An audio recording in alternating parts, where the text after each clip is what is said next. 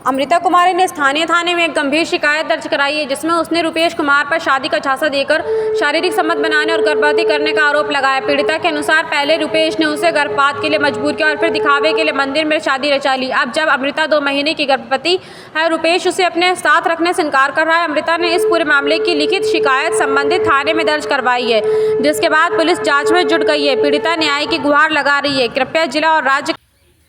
नमस्कार, मैं हयात दानिश। इस वक्त मेरी मौजूदगी जोकीहाट प्रखंड क्षेत्र अंतर्गत पच्छारी पिपरा पंचायत के बेगना गांव वार्ड संख्या 5 में है।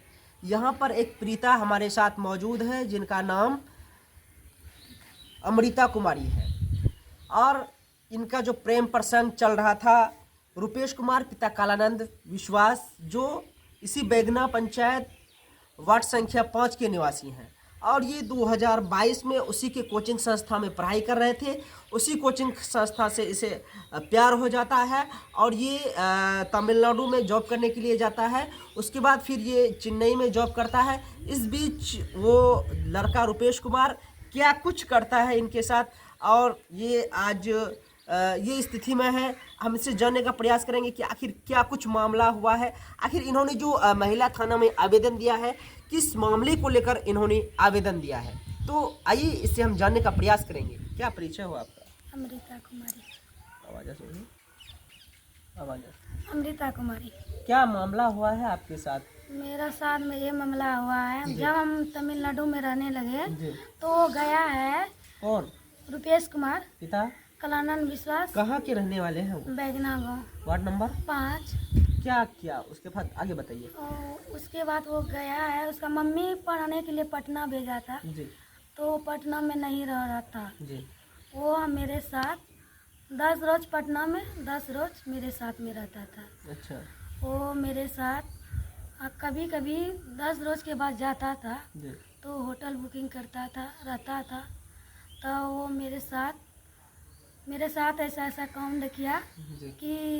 कि मेरे साथ में जब हम तमिलनाडु में रहने लगे जी।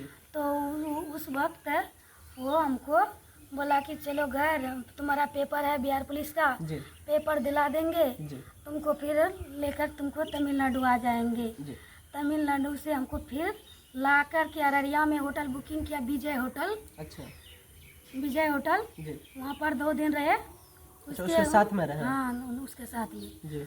विजय होटल में। उसके बाद हमको अल्ट्रासाउंड किया है। अच्छा।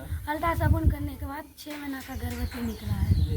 उसके बाद हमको फिर बिहार पुलिस का पेपर दे करके हम तमिलनाडु चले गए। अच्छा।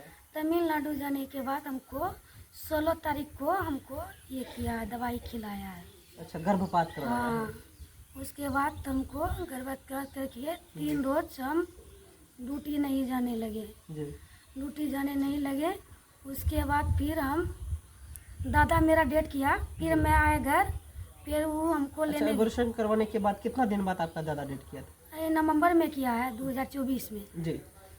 उसके बाद हम दादा डेट किया तो मैं घर आया, तो फिर मेरे साथ जब मैं घर आया था, फिर मेरा दादा जब डेट किया फिर वो भी घर आया है। जी। फिर घर में आया तो मेरा दादा का मरकी हुआ, तो फिर वो रहा। फिर मेरा साथ हम जो दिन निकलेंगे उसी दिन वो फिर निकला है। उसी दिन के बाद फिर वो आपको साथ में लेके गया है फिर? नहीं, हमको साथ में नहीं, हम अपने से गए हैं, साथ में नहीं गया है। जी।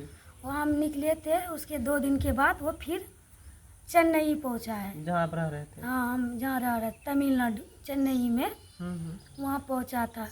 उसके बाद हमसे ये कर लिया कि तुम मेरा साथ में रहो, जी।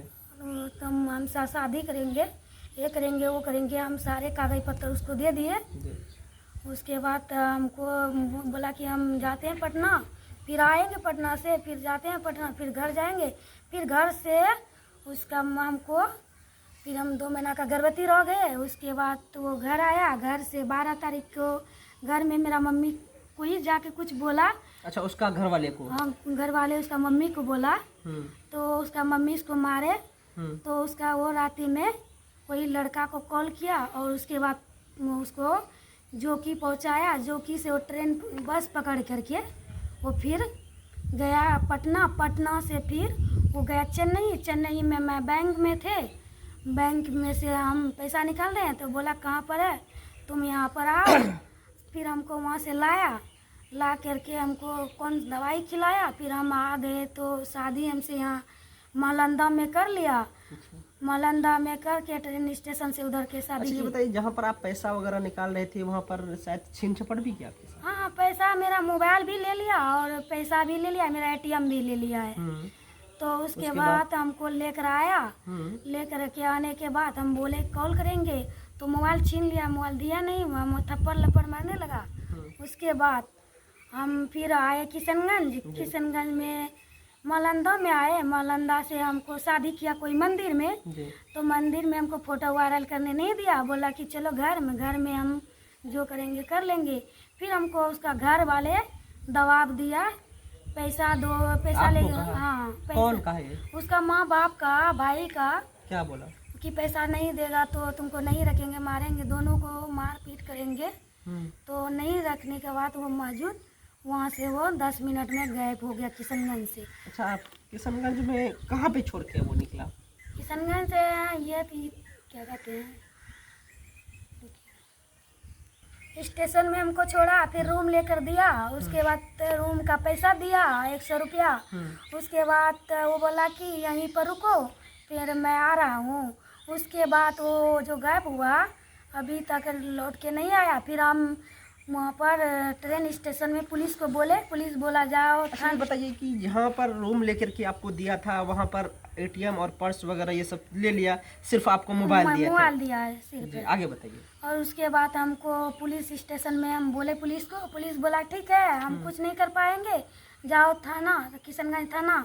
वहाँ हम कुछ गए तो महिला थाना को, पुलिस को बोले ऐसा ऐसा प्रॉब्लम, तो बोला कि अभी यहाँ कुछ नहीं होगा, जहाँ तुम अपना जिला जाओ, आप अपना जिला में तुम जाओ, मैं यहाँ से एक कॉल कर देते हैं, तुम अपना थाना में। उसके बाद मैं आया, उस दिन रविवार पड़ा, उस दिन हम ऐसे घूम फिर रहे थे अररिया में। उसके बाद दूसरा रोज हम अररिया थाना में, महिला थाना में जी।